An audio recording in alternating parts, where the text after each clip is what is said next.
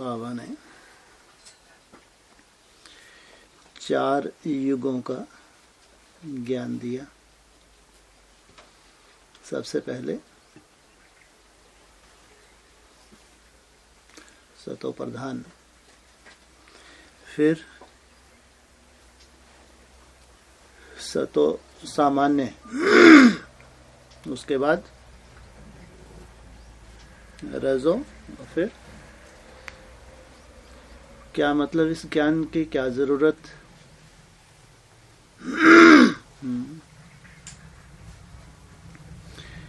इस ज्ञान का एडवांस नॉलेज से क्या संबंध है? ये 4 युगों की नॉलेज दी गई है। एडवांस नॉलेज में इसके ऊपर अटेंशन ज्यादा दिलाया जाता है। क्यों?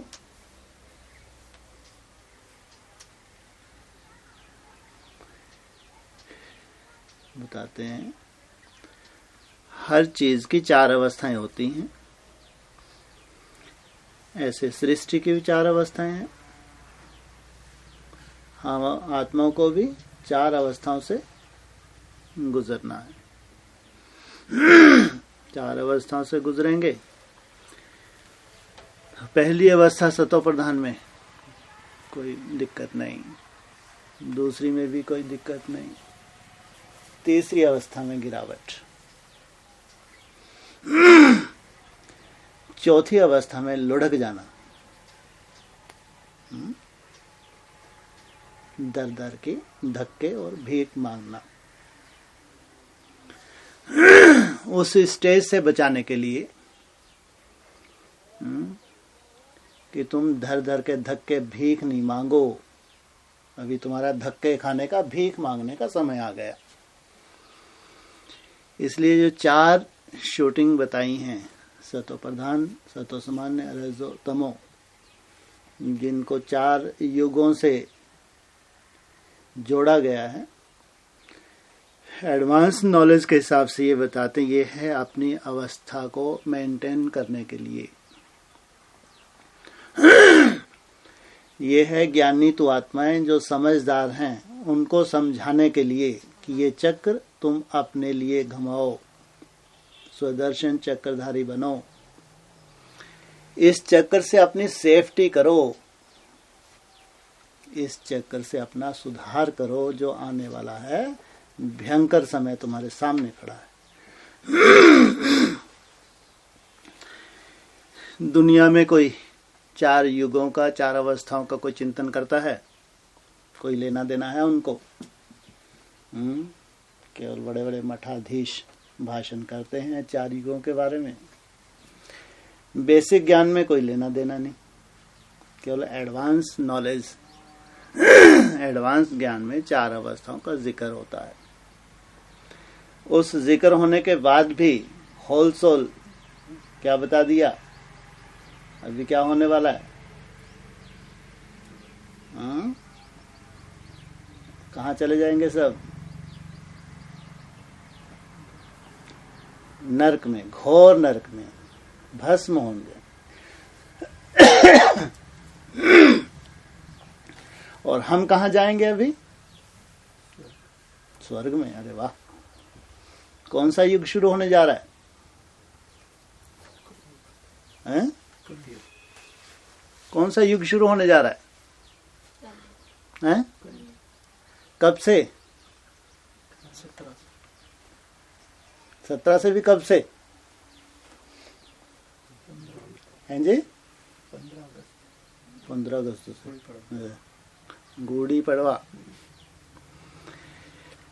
इसको कहेंगे द्वापर का अंत। ये जो शिवरात्रि तक जो समय है, शिवरात्रि या गुड़ी पड़वा तक का जो समय है, इसको क्या कहेंगे? ये है कलयुग का, द्वापर का अंत। फिर आ जाएगा संगम, शुरुआत हो जाएगी। कल है कलेश की दुनिया की, ब्राह्मणों की दुनिया में, जिसके लिए बाबा ने भी कहा है 18 में घोर अज्ञान की रात्रि।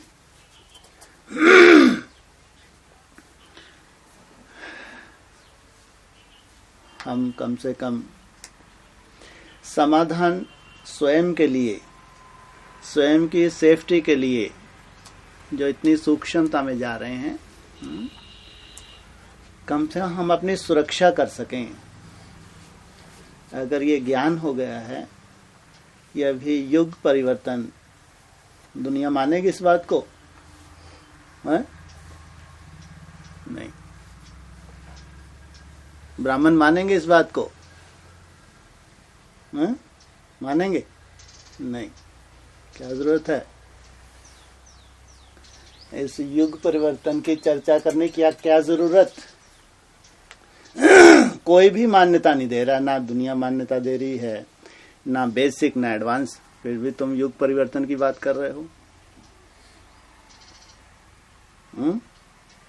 भ्रम में तो नहीं हो? अरे भ्रम में तो नहीं, कहानियां ही तो नहीं है।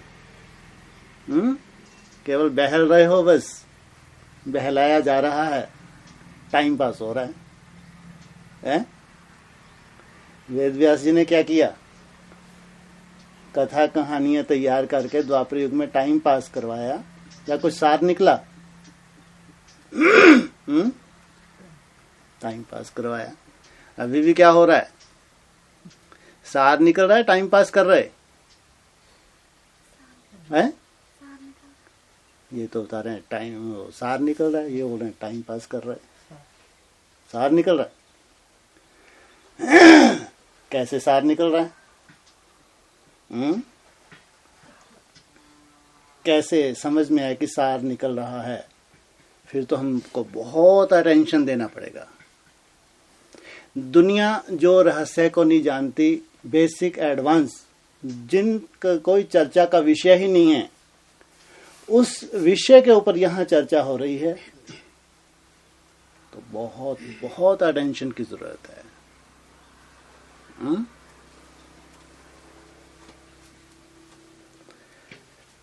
कलयुग की शुरुआत गुड़ी पड़वा 2017, द्वापर का अंत। इससे इशारा ये मिलता है कि अचानक समय कहाँ चला जाएगा? हैं जी? तामसी स्टेज में चला जाएगा। अच्छा, द्वापर के अंत में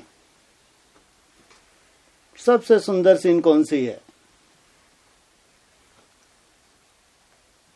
मेरा बाप आ गया। अच्छा, द्वापर के अंत में सुना कभी मेरा बाप आ गया? 2017 में। कलयुग के अंत में आता है शिव बाबा सतयुग लाने के लिए, या द्वापर के अंत में आता? सुना कहीं? भगवान कलयुग के अंत में आता है या द्वापर के अंत में आता है? कलयुग के अंत में। तो कहां से मेरा बाप आ गया? द्वापर युग के अंत में क्या मुरलियों में क्या बताते हैं? भक्ति मार्ग में भी कृष्ण का जन्म बताते हैं। द्वापर के अंत में कृष्ण का जन्म, किसमें? साथ साथ महाभारत।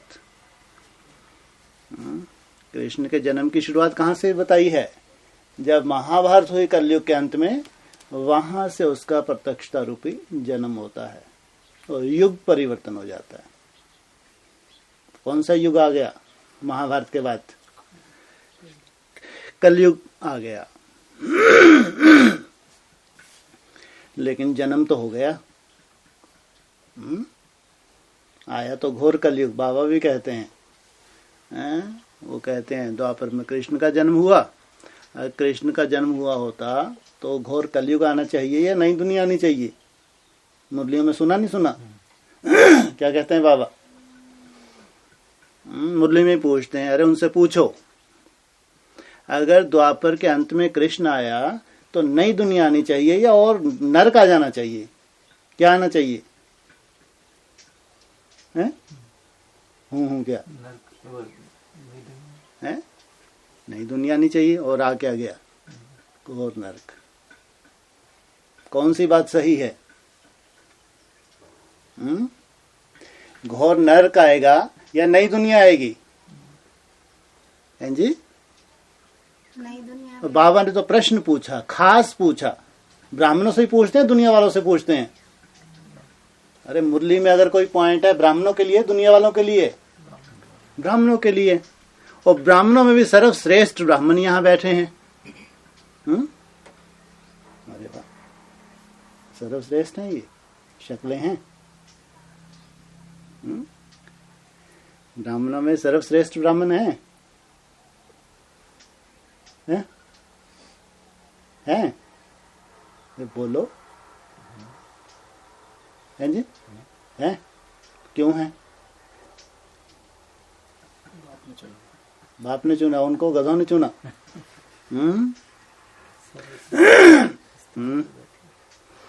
जो ढेर के ढेरों ब्राह्मण हैं, लाखों तो होंगे, वो भी छाती ठोक के बोलते हैं कि हमको बाप ने चुना।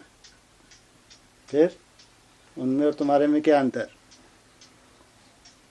है? सर्वश्रेष्ठ है तो कैसे हैं, क्या है? स्थान पे सर्वश्रेष्ठ बैठे हैं। माउंट आबू घूमने नहीं गए कभी? कई बार गए हैं। जन्नत जैसा लगता नहीं लगता? हद का। वहाँ कभी कुटिया में, या वो जो कमरा बना हुआ है उसमें, या जो कमल फूल खिला हुआ है उसमें, याद में कभी बैठे? याद आती है नहीं आती है? आती है। फिर घंटों बैठ के आनंद भी लिया लेने वालों ने, फिर कैसे कह दें? कहाँ है सर्वश्रेष्ठ ब्राह्मण?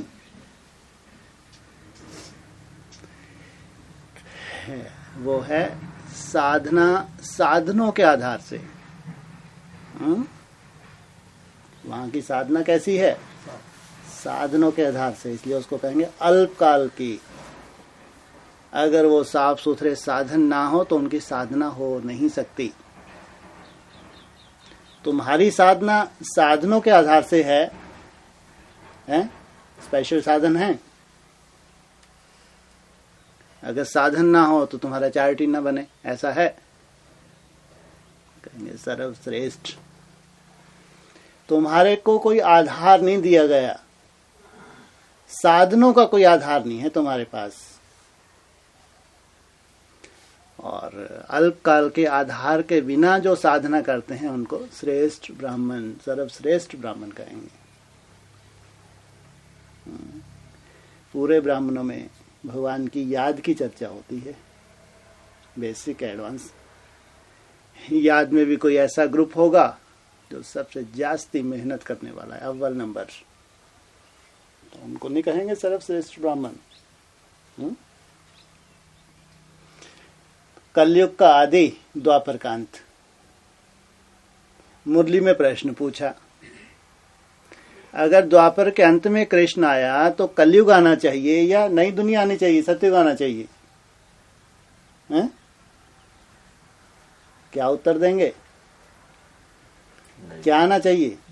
नई दुनिया। आ क्या गया?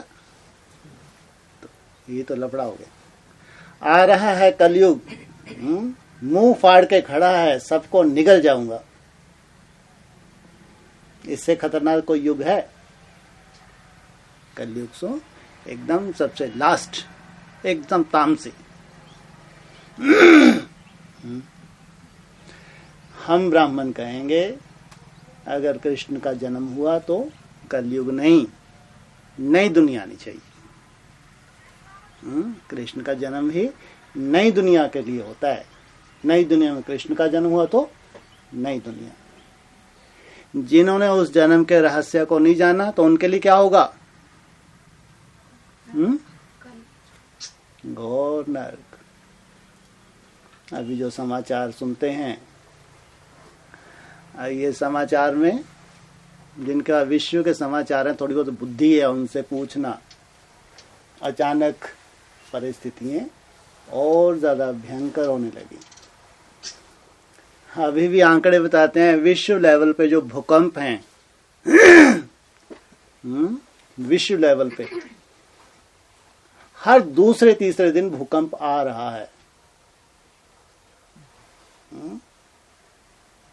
ये हालत है। तो कहीं ना कहीं तांडव तो चल ही रहा है।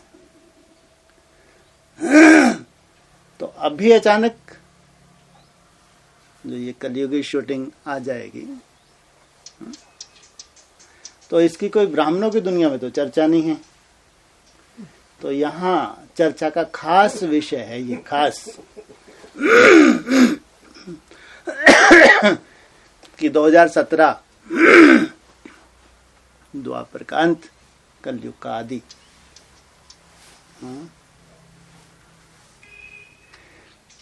तो क्या आने वाला है? हैं जी? नहीं, ये बोल रहे नई दुनिया। क्या आने वाला है? हैं जी? कलयुग भी आने वाला है। भी लगाया। क्या आने वाला है बताओ? भी लगा दिया तुमने। क्या आने वाला है? दोनों ही आएंगे। अरे कोई तो एक आध तो ऐसा निकलो जिसको कलयुग दिखे ही नहीं है, कि हमारे लिए कलयुग है ही नहीं।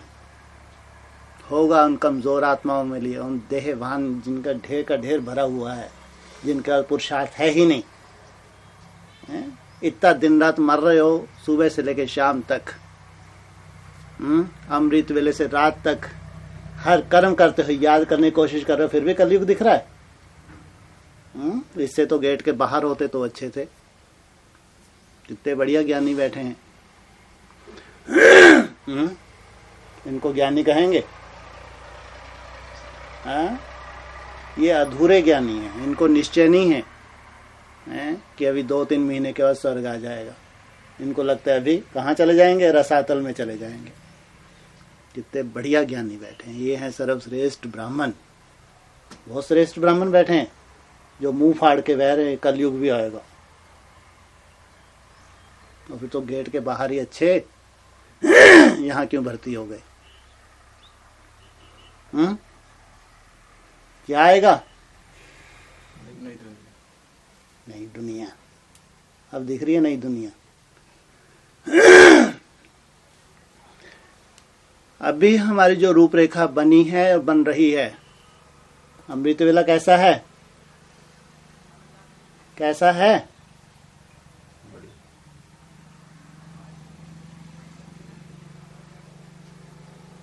तो ये समझ में नहीं आ रहा।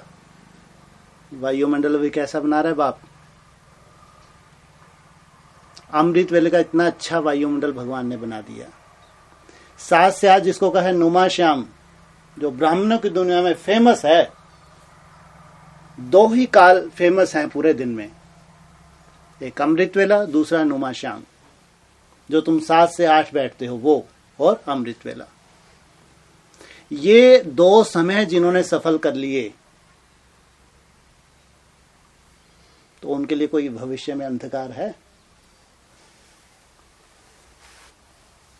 नुमा श्याम है हमारा जो अगला दिन आ रहा है, उसकी सुंदर शुरुआत करने के लिए उतना ही वैल्यूबल है जितना वैल्यू है अमृत वेला। ध्यान रखना, जितना वैल्यूबल अमृत वेला है उतना ही वैल्यूबल वो नुमा श्याम है 7 से 8। भक्ति मार्ग में तो बहुत वैल्यू देते हैं, खास चिराग लगाते हैं। जैसे अमृत वेला करते हैं भक्ति मार्ग की शुरुआत, ऐसे जो अच्छे भक्त हैं वो शाम को भी वैसे ही शुरुआत करते हैं। यादगार कहाँ की है? इसलिए 7 से 8 को हल्के रूप में मत लो। वो नए दिन की शुरुआत करने के लिए जितना पावरफुल होगा 7 से 8, क्योंकि वो आधार है। उसके बाद तुम सोने की तैयारी करते हो, नए दिन की तुमको शुरुआत करनी होती है। और नए दिन की शुरुआत उठते से तुम्हारी भगवान की याद से शुरुआत हो जाती है। इसलिए अमृत वेला और नुमा श्याम 7 से 8, इसके ऊपर अगर अटेंशन दे दिया विशेष रूप से, तो समझो हमने इतनी तो एनर्जी ले ली कि भगवान ने हमारी जिम्मेवारी उठाई हुई है। उसमें अलवेलापन है तो अपने पांव पे कुल्हाड़ी मारना। ये 2 से लेके 4-5 बजे तक, 7 से 8। इस पे ऊपर जितना ज्यादा अटेंशन देंगे, जितना जास्ती संगठन को सहयोग देंगे, आलस का जो रूप बनता है उसमें जो भी ड्यूटीज देते हैं, इससे बहुत सुंदर अमृत वेला और नुमा शाम, ये डोज खूब भरपूर है जो कलयुग सामने खड़ा है। शिवरात्रि तक खास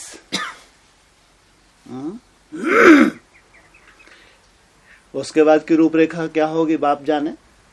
लेकिन जब इतना अभी से हमारी इतनी अच्छी शुरुआत हो रही है, जबकि खतरनाक समय सामने खड़ा है और हमको भगवान भरपूर कर रहा है अपनी तरफ से कि हमने जो त्याग किया है, जिस त्याग से हम भगवान का बने, भगवान उस त्याग को सामने रखता है।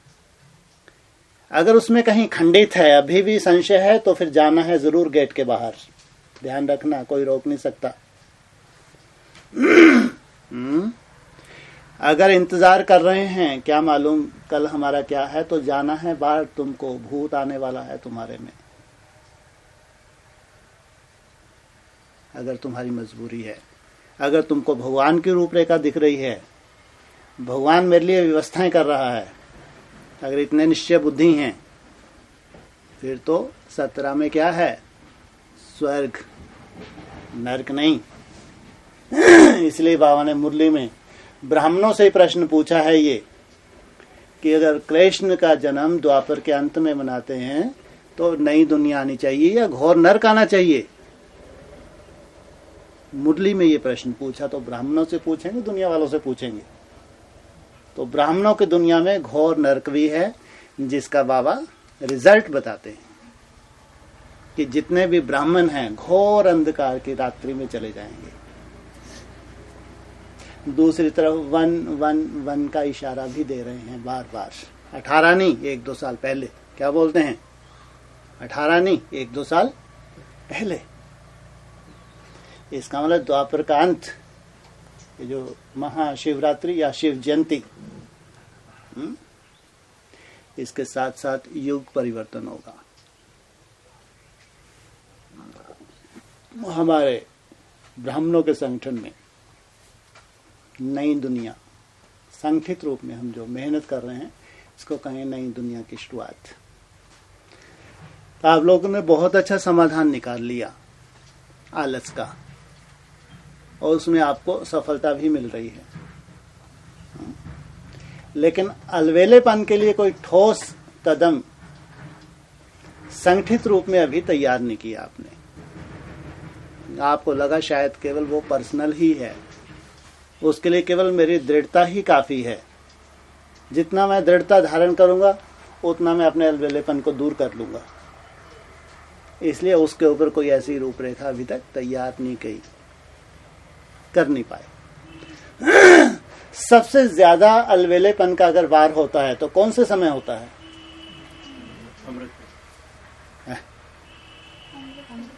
अमृत वेले अलवेलेपन कैसे? जब सामने वाला बार बार उठा रहा है, आलस आ रहा है, तो वहां अमृत वेला, तुम लगे ही हो 2-3 घंटे सफल करने के लिए, मेहनत नहीं करते। हाँ, कर्म करते हुए तुम अपने चार्ट से संतुष्ट नहीं हो, यहां अलवेलापन पूरी तरह से घुसा हुआ है। कर्म करते करते जो योग युक्त अवस्था हमारी होनी चाहिए, यहां अलवेलापन पूरी तरह से घुसा हुआ है। इसमें या तो हम ये सोच लेते हैं कि बस ये 1-2 घंटे में छूट जाए, उसके बाद चार्ट ही चार्ट, तो 2 घंटे तो तुम आराम से छूट गए, अलवेलेपन में आ ही गए। 2 घंटे के बाद क्या माया का रूप होगा तुम्हारे लिए, ये तुमको नहीं मालूम।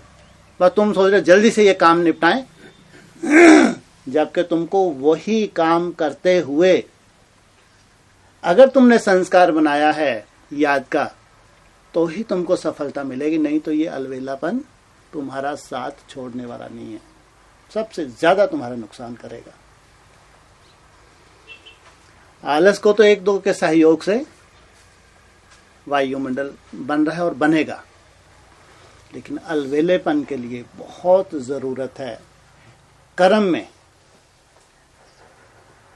तो कर्म में हम अलवेलेपन को कैसे दूर करें?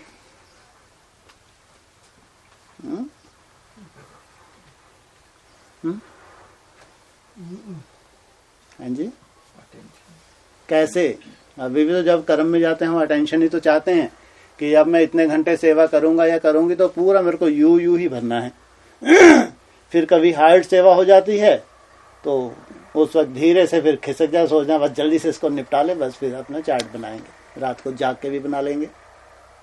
लेकिन वो जो समय तुमने छोड़ दिया, हाथ से निकाल दिया, आसानी से निकाल दिया, क्योंकि तुम्हारे पास 1 हफ्ता भी है कवर करने के लिए। तुम सोच रहे हो आज नहीं तो कम से कम कल मैं करूँ, कल तो जरूरी नहीं है मेरे पास ये हार्ड वर्क हो, कल भी होगा तो परसों। तो ये अलवेलेपन के कारण से जो तुमने उस दिन डिले कर दिया, उस दिन जो तुम्हारा नुकसान हुआ, वो तुम कैसे हठयोग करके कवर तो करोगे, लेकिन वो अलवेलापन जो तुम्हारा है कर्म में, जबकि तुम थोड़े से अटेंशन में वहीं कवर कर सकते हो।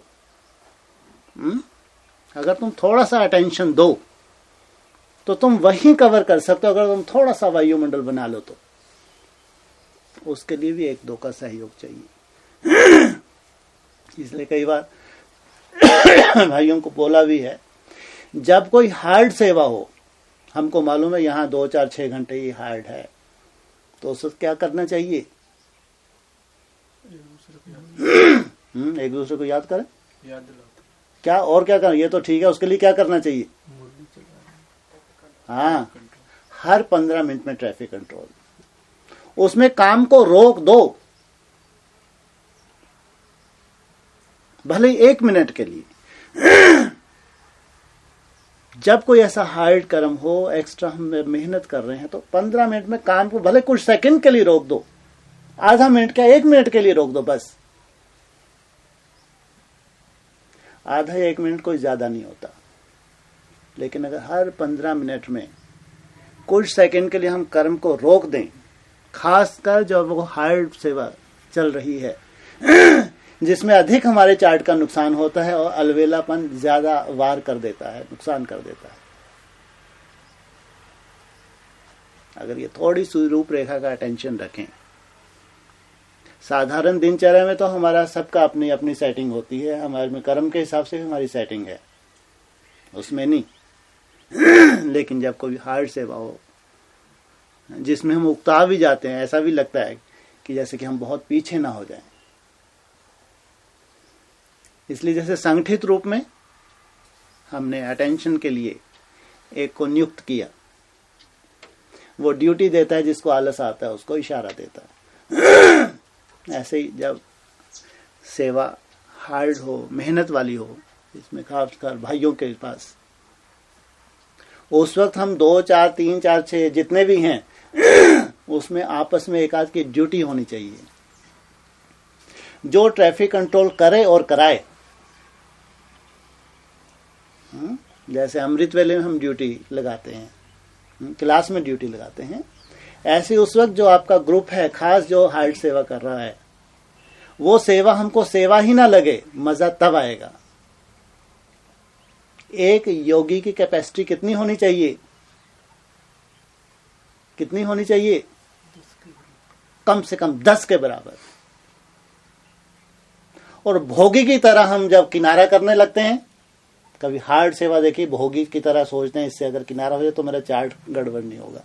ये भोगी हैं, भोगी, इनको क्या हराम खोर, ये अगर मेरे को थोड़ा सा इससे कोई बहाने से मैं अलग हो जाऊं तो मेरा चार्ट ठीक रहेगा।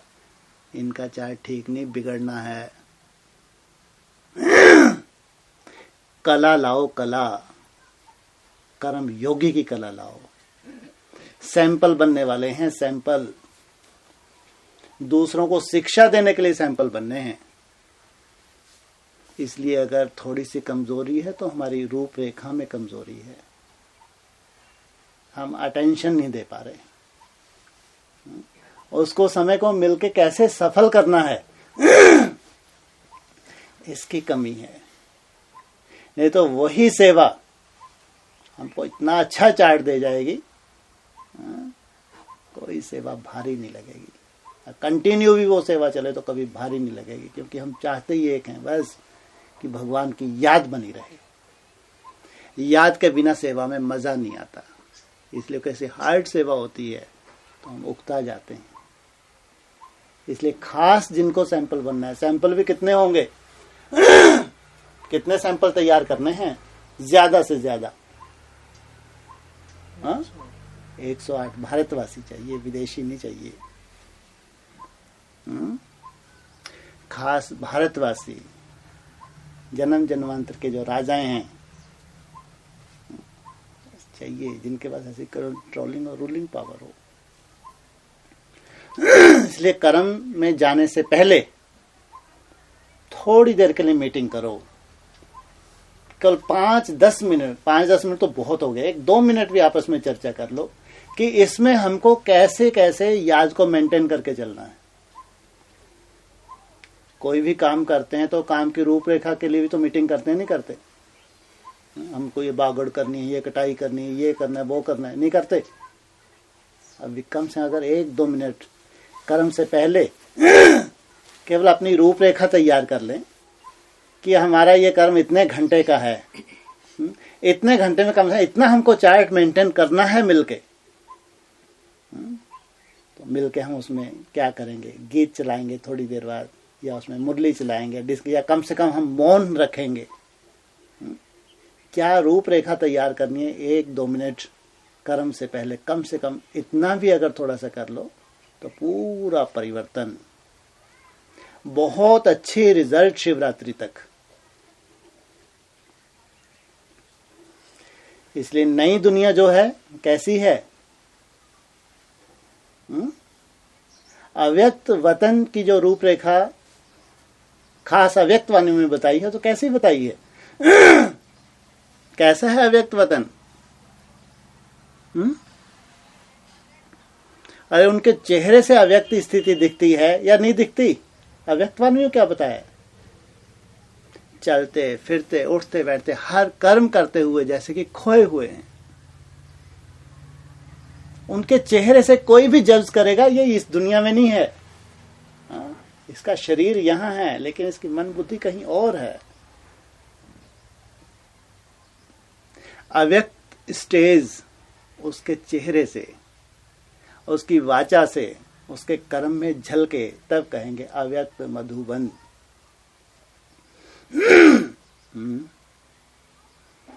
तो अव्यक्त मधुबन का वायुमंडल संगठित रूप में अटेंशन रखने से बनेगा।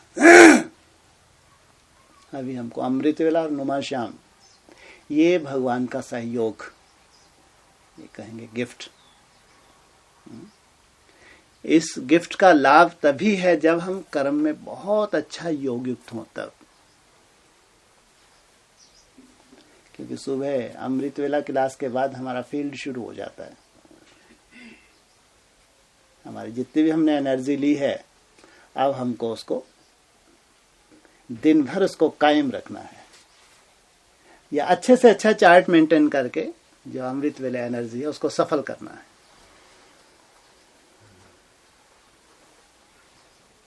इसलिए अभी अलवेलापन जो नुकसान कर रहा है वो कर्म में नुकसान कर रहा है।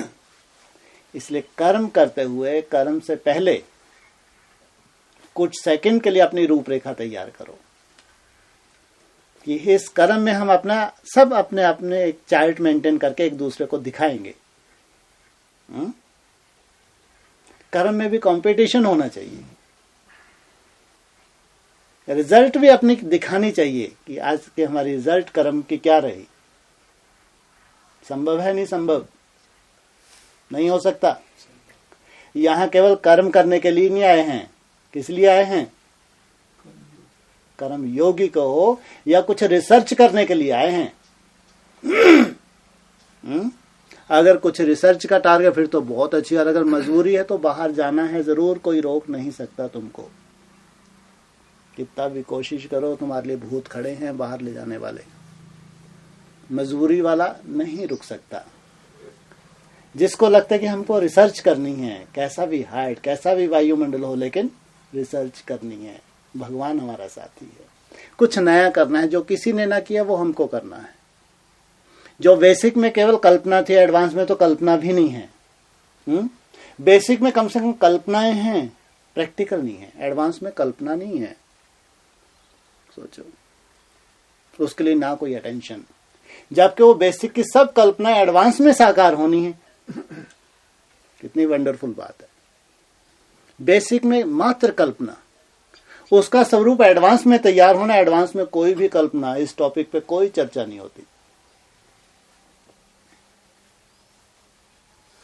और यहां होना है प्रैक्टिकल। तो प्रैक्टिकल कोई ग्रुप होगा ना, कोई सैंपल तो तैयार होंगे जिनको सब फॉलो करेंगे। क्या बोला? सूर्यवंशी सैंपल बनेंगे जिनको और धर्म वाले फॉलो करेंगे।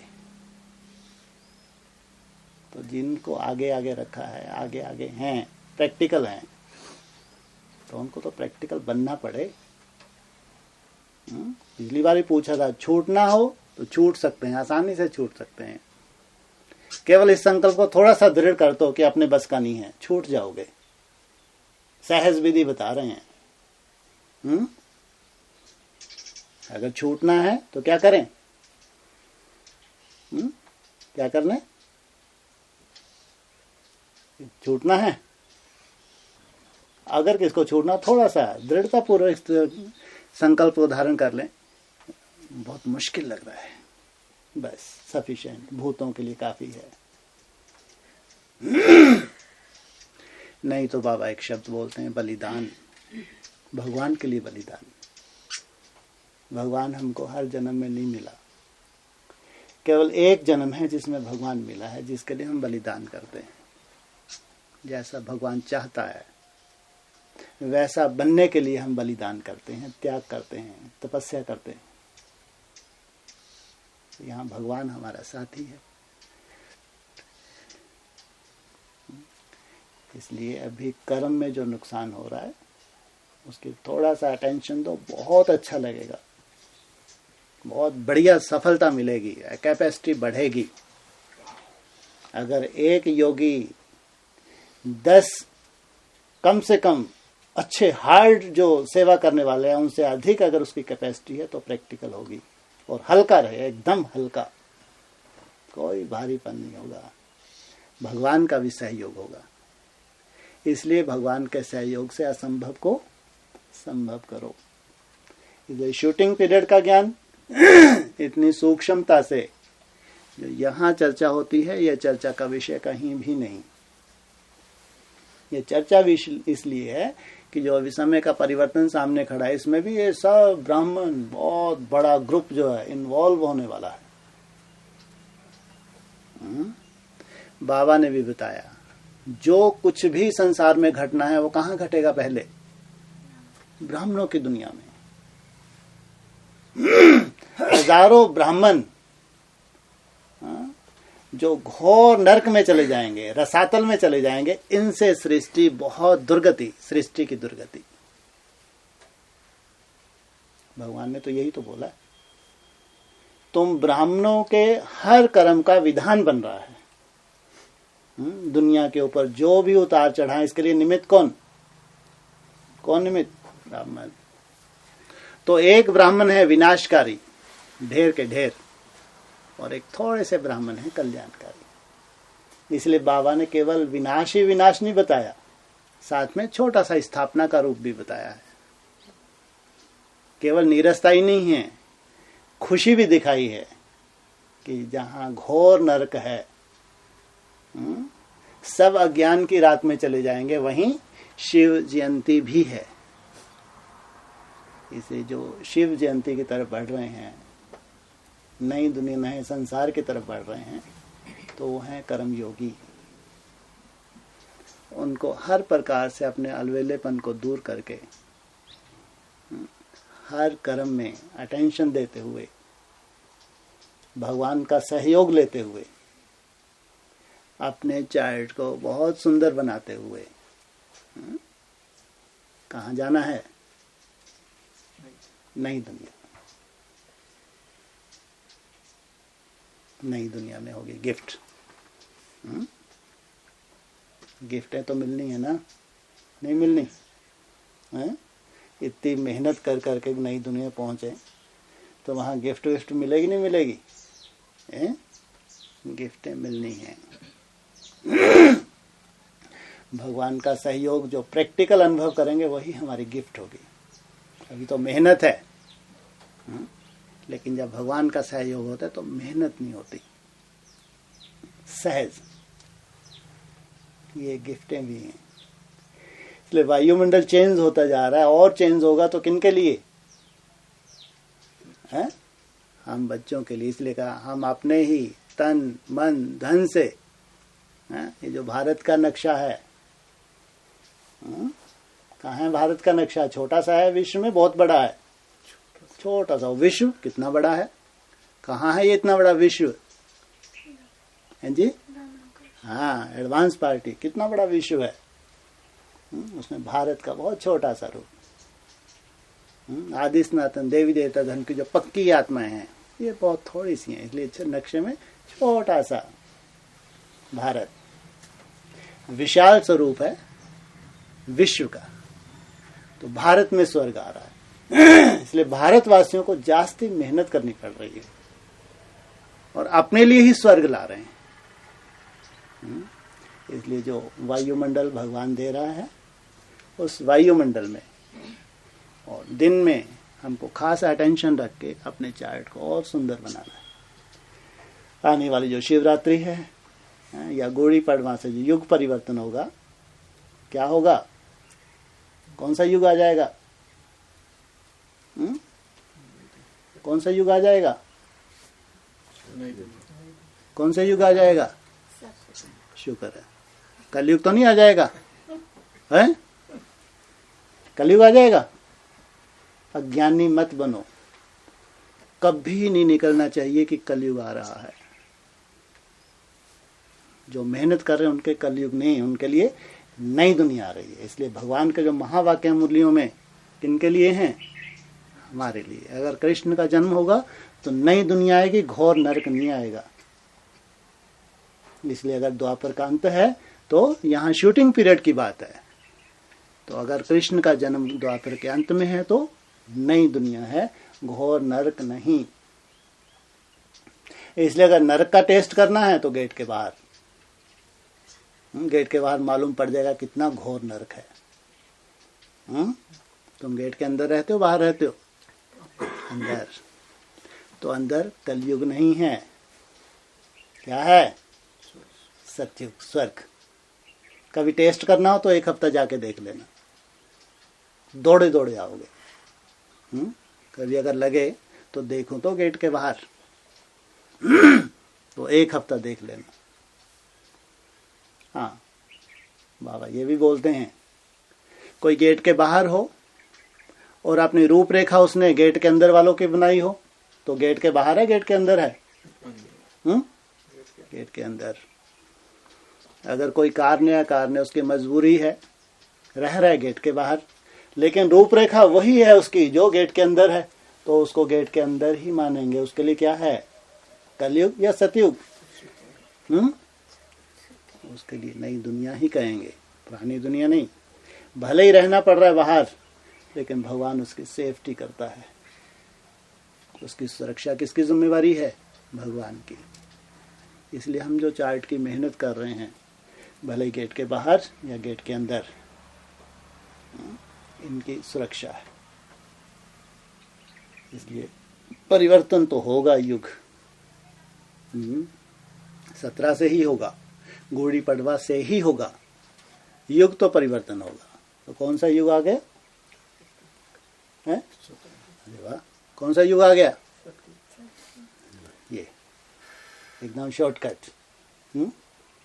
और आगे तक 21 तक नहीं जाना पड़ा नहीं तो हम 21 तक जाना पड़ता हमको, तो सतयुग आता है। ये जो बीच में 4 वर्ष हैं, 17 से 21 हैं तो ये, या इनको छोड़ देंगे? हैं तो। अगर हम कहेंगे कि कलयुग आ रहा है तो फिर कहाँ दिखेगा सतयुग? 21 में जरूर दिखेगा।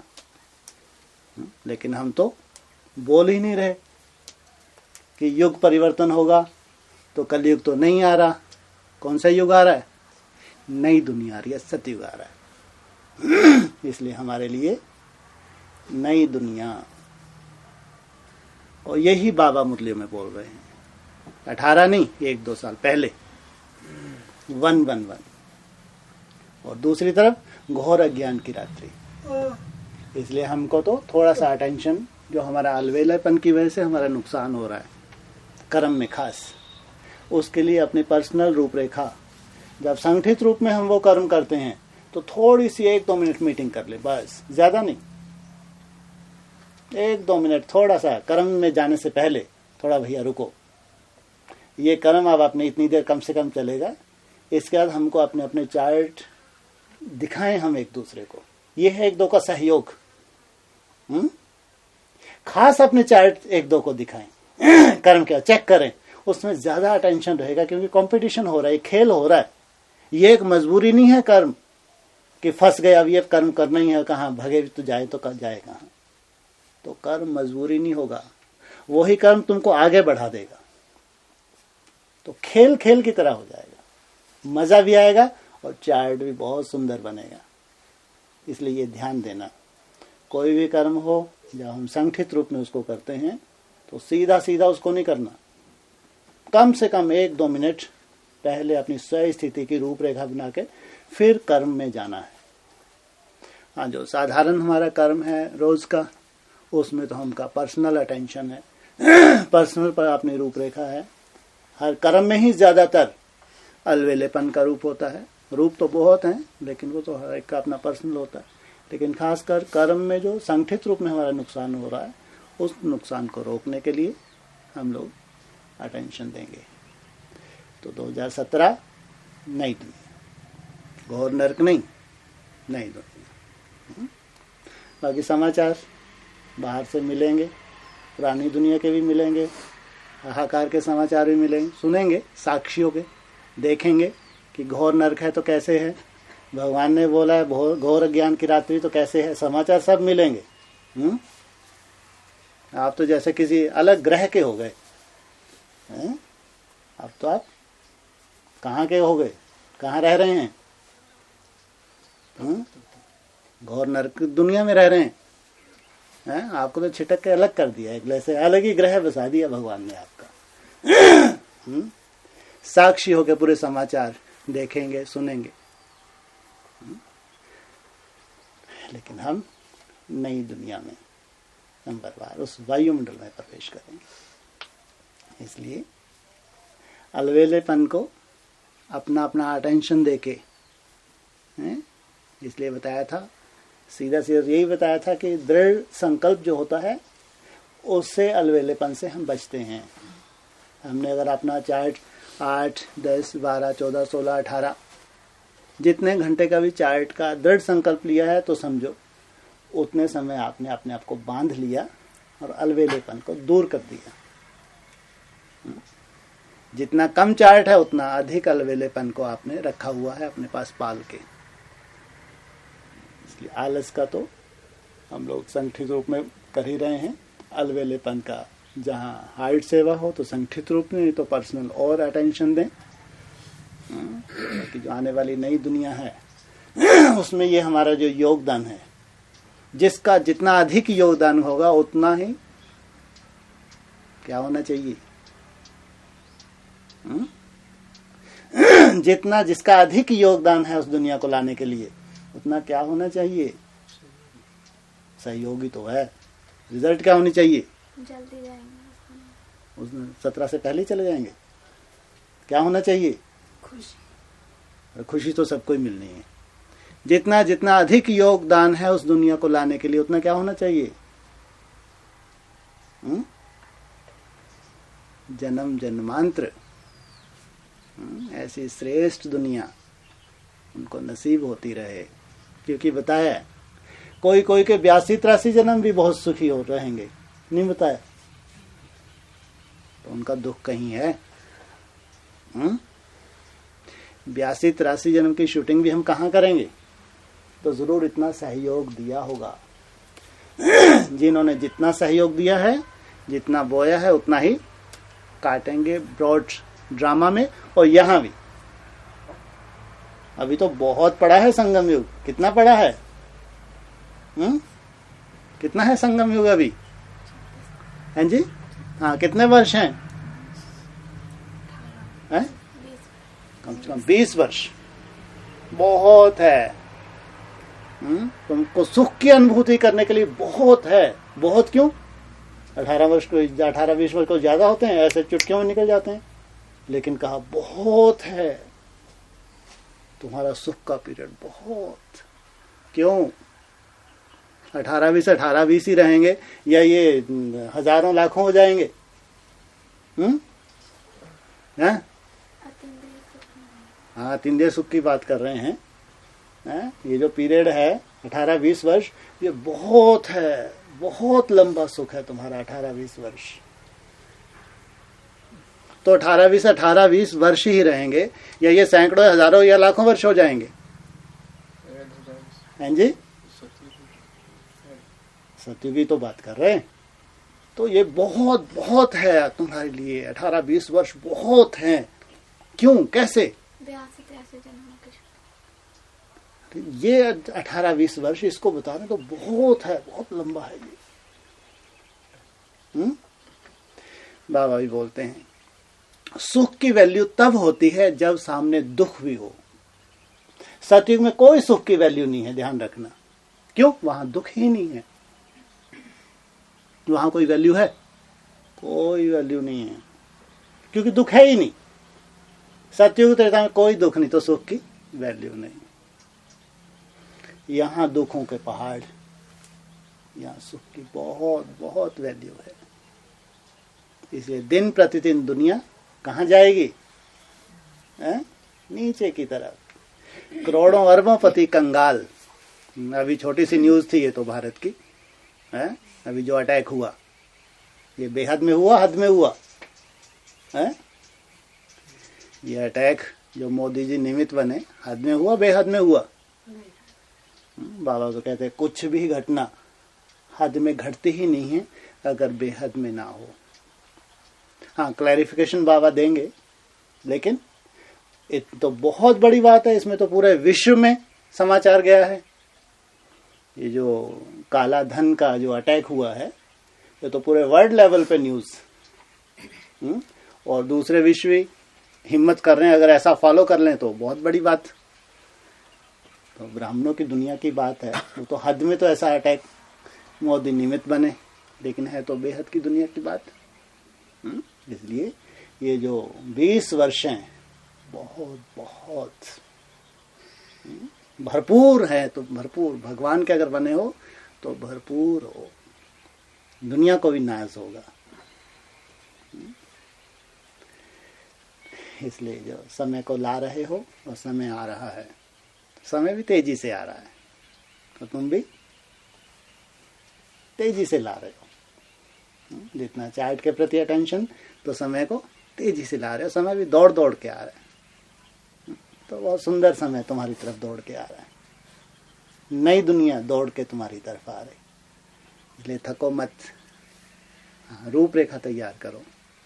जहाँ कहीं नुकसान हो रहा है, माया जहाँ कहीं नुकसान कर रही है, पर्सनल या संगठित रूप में, जो अटेंशन रख सकते हो अटेंशन रख के, और अटेंशन देके उसको बढ़ाओ भगवान के सहयोग से, और सफलता तुम्हारा जन्म सिद्ध अधिकार है। ओम शांति।